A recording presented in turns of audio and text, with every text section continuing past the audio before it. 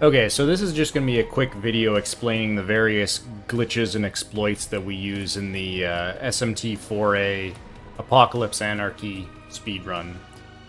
So there's 4 things I want to cover. There'll be the Crit Eye exploit, Charm grinding, Stance glitch, and Skill swap. So we'll start with the simplest, which is the Crit Eye exploit. So the way Crit Eye is intended to work is you use it, and then your next attack will both have 100% accuracy and always be critical. Your next physical and or gun attack, to be specifically. And this works just fine. Always crit. But where it starts to break down is if you use a magic attack instead of a physical or a gun skill. So Critical Eye is not supposed to affect magical attacks in any way, and it doesn't make them crit. However, it does give them the 100% accuracy bonus. And the reason this is exploitable is because it doesn't consume the Crit Eye when it does this. So the way you can abuse it is just cast Crit Eye, and then every single magic attack you will use for the whole fight will always hit. It will never miss. Okay, so the second thing I want to talk about is charm grinding. So there's a little known mechanic in this game where certain demons, generally adult female demons, if you charm them and then talk to them, they will instantly join you without going through the normal negotiation process. And this mechanic, while a bit weird, does work fine, except if you are either too low level to recruit the demon, or if your party is full. So Atropos here is level 46, and she's charmed. I'm only level 32, so I'm going to talk to her, and it goes through the dialogue of her just instantly joining me, but my level's too low. Now, it might not be clear why doing this is useful, but in this game, you get experience every time you recruit a demon, and doing this doesn't consume any press turns, so you can infinitely loop this as much as you want for massive amounts of experience. This is significantly faster than grinding normally, especially on Apocalypse difficulty where your damage is so low. Okay, so the next thing I want to talk about is Stance glitch. So if you're in a circumstance where you don't have a partner, or your partner is dead, you can do the following. If you use Imposing Stance, and then end your turn, specifically using your last press turn, with Energy Drain, you'll interrupt the action with Imposing Stance like normal, and then it will allow you to act on the next enemy turn. Why does this work? We have no idea. But in this circumstance here, I could steal his second press turn, or even better, I could throw something at him that he nulls, which kills 2 of his press turns, and then it's just back to my turn. And I can repeat this for as long as I have MP to continue casting Imposing Stance.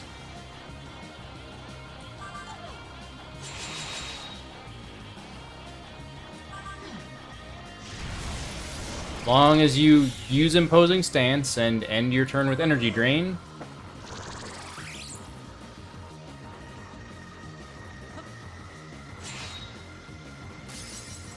you get to steal his turns. Now, you might think, wouldn't this be great for cheesing every boss, basically, for half the game? And no, because of that requirement of it only works when you don't have a partner, there are very few fights in this game where you don't have a partner.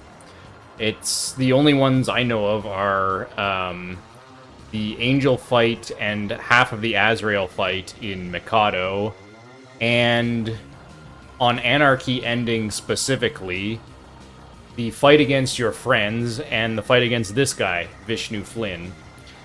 So this glitch has pretty limited uses. However, it's incredibly effective for beating Vishnu Flynn specifically, because this is a really difficult fight to do normally. The entire reason why the Apocalypse route chooses to go Anarchy ending is to allow us to do this. One extra note I should add is that if the energy drain you use misses, this glitch will not work. Thankfully, the Crit Eye exploit I explained earlier exists, which allows us to completely bypass that problem. And lastly, I would like to talk about Skill Swap. This is a glitch that allows you to instantly move a demon's skill set onto Nanashi, including normally impossible passives. So for example here, Wukong has this build, which has Life Surge, Mana Surge, stuff that MC normally cannot obtain. So in order to do this, you need to put the demon in the slot right next to Nanashi, and then view their skills, then hit left and Y, hit left, then hit Y slightly after, like this. Then you'll go into the skill order menu for Wukong, but it'll switch over to MC. You can then just say, okay, and it will put that skill set onto Nanashi. You can see I got the HP bonus from Life Surge and the MP bonus from Mana Surge, and I have his full build. So there are some limitations here. You might think you could use this to move one demon's skill set onto another. Like if I wanted to move Shiva's skill set onto Seraph, I could just do this. And it looks like it's going to work, but as soon as I say yes, it's all there, but then I back off and I move back and it's reset his build back to what it was before.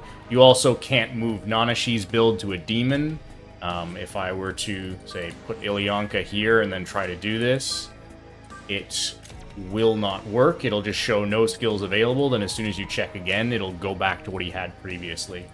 So the only thing you can use this for is moving skills onto Nanashi, but that's still incredibly useful, because as you can see, the normally impossible passives are now accessible. There are some passives that work and some that do not. We haven't tested all of them, but we know that the Pleroma passives work, the Life Surge, Mana Surge, bonus, life bonus, whatever, passives work. Some of the ones that don't work, Hard Worker and Workaholic, the experience bonus passives, do not work. Chakra Walk for recovering MP does not work as well, and we're not sure if the agility boosts like Draconic Reaction and whatever work, because testing those is kind of a pain in the ass. But the important ones are the Pleromas. So, for example, if I take Shiva's build here and grab High Fizz Pleroma, that's a pretty big boon. And also stuff like Drain Fizz. Nanashi now drains Fizz. So the other thing you might notice is that Shiva's got quite a bit more skills than Nanashi does.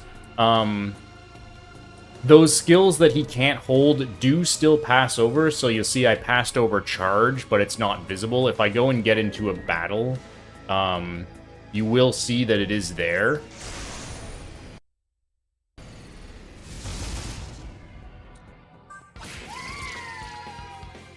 So you can see that it is there, as well as everything else. You'll also notice that MC started at +6 Akasha Arts and Hades Blast. Shiva normally has 7, so you do get the skill affinity -1. We don't know why it's -1, but even getting that much skill affinity without having to do any whispering is pretty huge. So the impact of this glitch, in the APOC run, we use it to get life gain on Nanashi around about the midway point, just to give him a bunch more survivability through a lot of the boss fights where he's kind of vulnerable to dying. The bigger use is to do what I just did here and move Shiva's build onto him. So he can jumpstart Akasha Arts as well as have high Fizz Pleroma for the late game, which drastically boosts his damage and makes the later game fights quite a bit easier. And it is still possible to learn new skills on Nanashi through normal means after doing this. So you can see here I'll use the Destiny Stone to get Awakened Power, and I can still learn that like normal.